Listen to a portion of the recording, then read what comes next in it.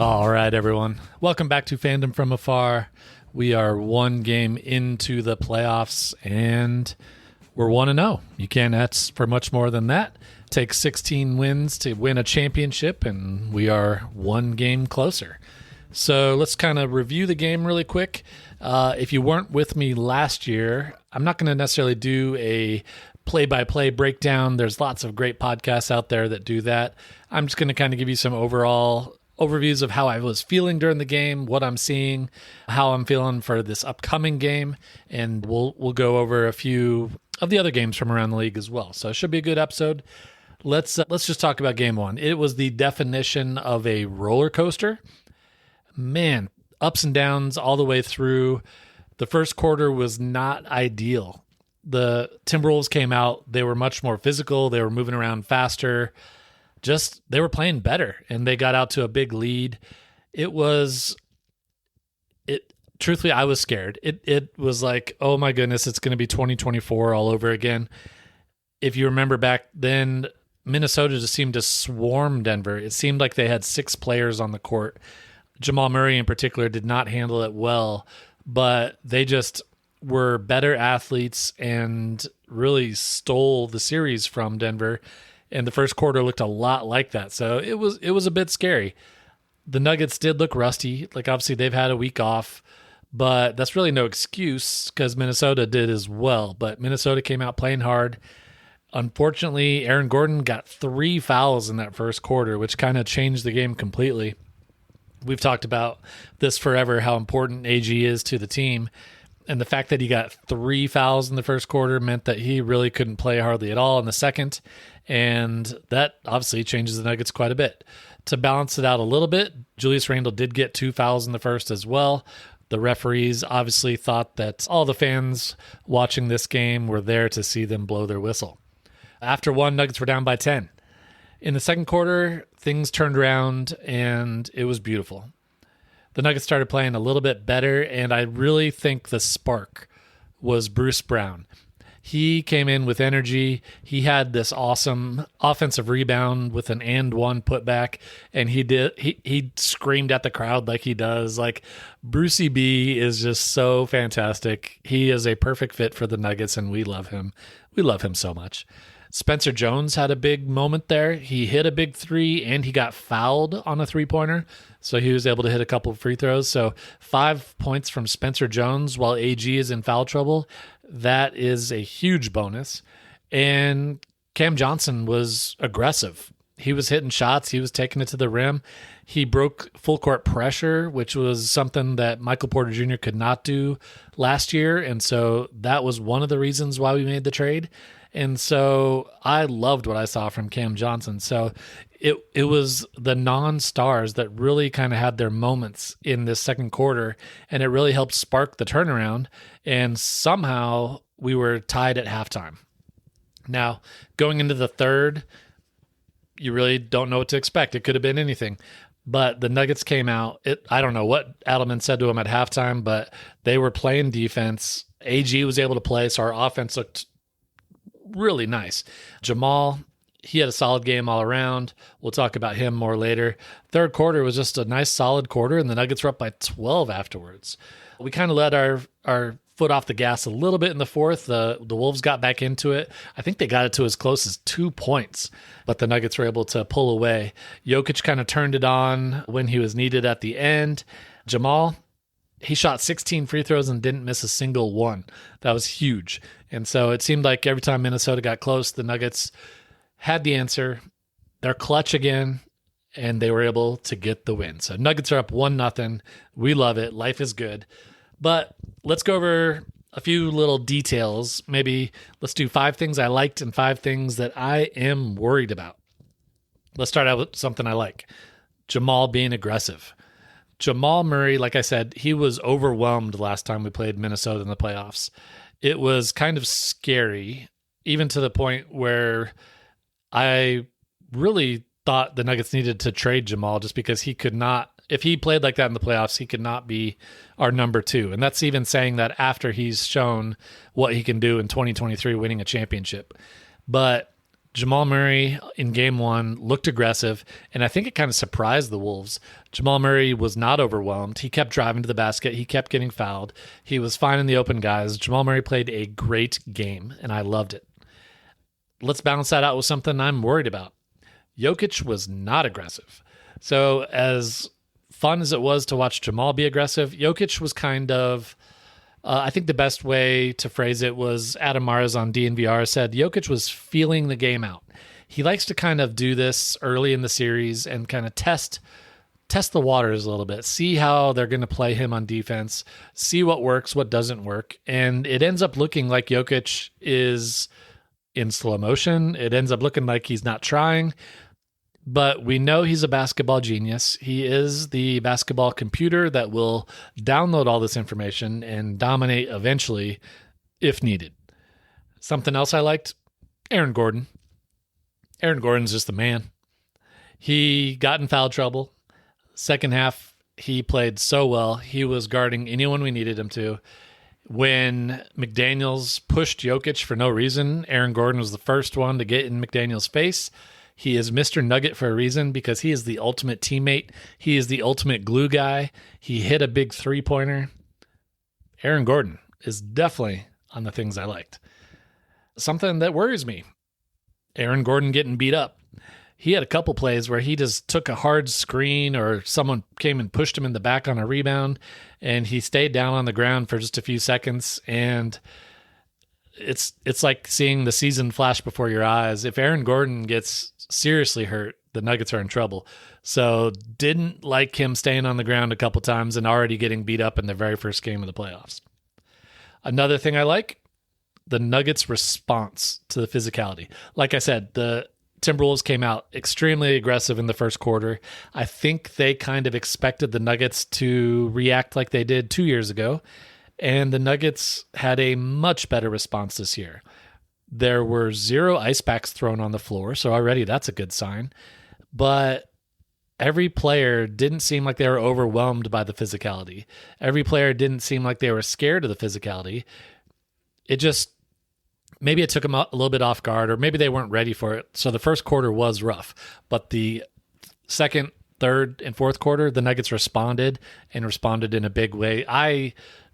I think it's safe to say the Nuggets thoroughly outplayed Minnesota in the second through fourth quarters, and I think they responded to that physicality so well that I think game 2, I think we'll see more of the same. At least I'm hoping.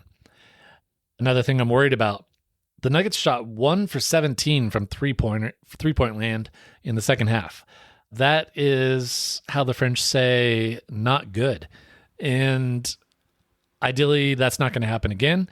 But the Nuggets have proven to be pretty streaky throughout the year, and so it's possible that happens again. But because they have other ways of scoring, it's not just all three-pointers, they were still able to outscore Minnesota in the second half. Another thing I liked is Christian Braun hitting 2 3-pointers. He didn't shoot fantastic or have huge numbers, but even if he can hit a few of those three-pointers, it will help tremendously because then the defense can't collapse 4 guys on Jokic or Murray like Oklahoma City did last year when we had 0 shooting. So if Christian can keep hitting those corner threes, that will go a long way. Something that worries me, truthfully, I put Anthony Edwards' knee here, and it's not that I want him to be healthy and kill us, but he just didn't look like Anthony Edwards, and Anthony Edwards is fun to watch, and although I don't want him to score 50 against us, I also don't want Minnesota to have an excuse of why we beat them. I want them to be full health, and I want them to have their full team so we can beat them fair and square. Last thing that I'll put, I just like that the Wolves are getting frustrated already. Like I said, Jaden McDaniels had his little issue where he just pushed Jokic in the back. Julius Randle seemed like he was getting pretty freaked out and trying to flop and get a call at the end of the game. And I think the way the Nuggets reacted to the physicality, I think surprised the Wolves a little bit, and they were freaking out a little bit. So I like that. And last thing I'm worried about is Rudy Gobert played really well. He and Jokic have matched up quite often, first when Rudy was with Utah and now with Minnesota. And I think this might have been the best game that Rudy has played. And so if we see more of that, then that definitely has me worried. So that was the 5 things that I like and 5 things I'm worried about. I want to try something new this episode. I asked y'all to send in voicemails, and my top 2 fans came through. They delivered. I got 2 awesome voicemails from my 2 biggest fans. So let's listen to the first one right now. Who is going to have the best game tomorrow? All right. He is a man of few words, but I like the question. He wants to know who's going to play the best game this year. And my answer to that is Jamal Murray. I just think Jamal is ready for revenge for how 2024 went. Like I said, I was questioning him. The fan base was questioning him. I'm sure the team was questioning him a little bit. And I think that's why he came into this season so motivated to show the world what he can do. And he obviously earned his All-Star game bid, and I think he's going to get all NBA as well. And I think he saw what he could do in game 1, and he wants more of that. In fact, I think he's going to even top it in game 2. We'll go over that in our predictions later. But I think Jamal Murray is going to be the star player in game 2. All right. And now for the second voicemail, let's listen to that now. Okay, so at dinner tonight, went at a friend's house, and they had the Nuggets game on, and they were going around asking everybody, hey, who's better, Michael Jordan or LeBron James? And I knew the real answer. Their secret third choice was Nikola Jokic. I love it. That's a proud dad moment for me right there. If you guys couldn't tell already, the 2 voicemails were from my kids. You may recognize their voices from episode 50 when we talk about what it's like to be a child of a fanatic. And so I appreciate them sending in those voicemails. And Evelyn telling that story is just so fun. I love it so much because Jokic could be the correct answer when it's all said and done. Evelyn also sent in a text message. So she went above and beyond the Call of Duty, and she asked, who is going to be the toughest or most important opponent in this playoff? Now, if you want to be like Evelyn and Bennett and send in a voicemail or a text, all you have to do is hit the link in the description that says send me a fan mail. I would love to hear what you guys think about any of these games, so please feel free to hit that link at any time. And Evelyn, to answer your question, I thought it was a really interesting one because I like the phrasing of most important opponent. And I think really the answer to the toughest or the most important is the same, and that's the Oklahoma City Thunder. The reason for that being they are the defending champion. They are the best team again this year. And I just think it would be so wonderful to go through the toughest path to beat the best team, to beat the defending champion, and kind of set the Nuggets up for a historical run, because if we beat the Timberwolves, then the Spurs, then the Thunder, and then whoever comes out of the East, that is one of the most difficult paths that you can imagine, and it would be historic. So I love the question. I think it's the Thunder, and I hope we get to see that matchup. Speaking of the Thunder, let's quickly check in with the other games around the league. As we guessed, the Thunder killed the Suns. I don't think the Thunder are losing a game in round 1, and probably not in round 2 either. So they are cruising. The biggest upset was by far the Magic beating the Pistons. That is the 8th seed defeating the number 1 seed. And obviously I have a bunch of Magic fans in my life.